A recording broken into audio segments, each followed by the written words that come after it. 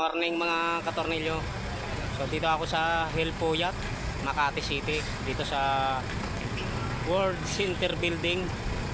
Ito mga katornilyo, building na to sa taas, sa BAPs, sa BAPs kung saan ako nag-biometric. So pumunta ako dito mga katornilyo para pick upin ko yung aking pinasa na passport. So nakuha ko na yung passport ko mga katornilyo at saka visa. Yan, ready na yung mga katornilyo. Pagkatapos nito ay sasubmit ko na to sa agency ko sa American Employment Canada sa Ortigas. So ito yung aking passport mga katornilyo, nakuha ko na. So wait lang mga katornilyo, nakita ko lang sa inyo.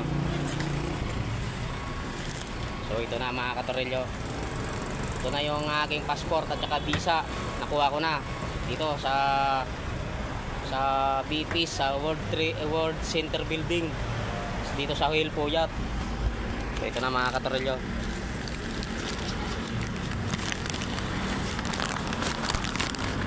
So ito na mga katornilyo, ito na yung aking passport at visa.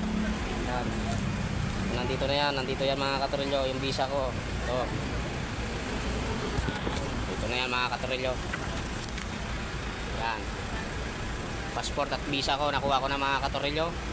So isasubmit ko na to sa aking agency sa American Employment Canada kay Ma'am Jessica para sa pag-process ng aking flight ticket na papuntang Manitoba, Canada. So dito ako sa Makati mga katornilyo. So kakakuha ko lang mga katornilyo, ito na. Nakabalot pa. Ito yung mga resibo. So ready na to mga katornilyo. Yan, may tatak na. So ready na to para sa flight ticket. Good luck na lang sa akin mga katornilyo. Yun lang mga katornilyo at uuwi na ako. Uuwi na ako. So i-schedule ko muna sa sunod na linggo, sa Martes, sunod na linggo. Isa-submit ko to sa agency ko sa Canada, sa American Employment Canada.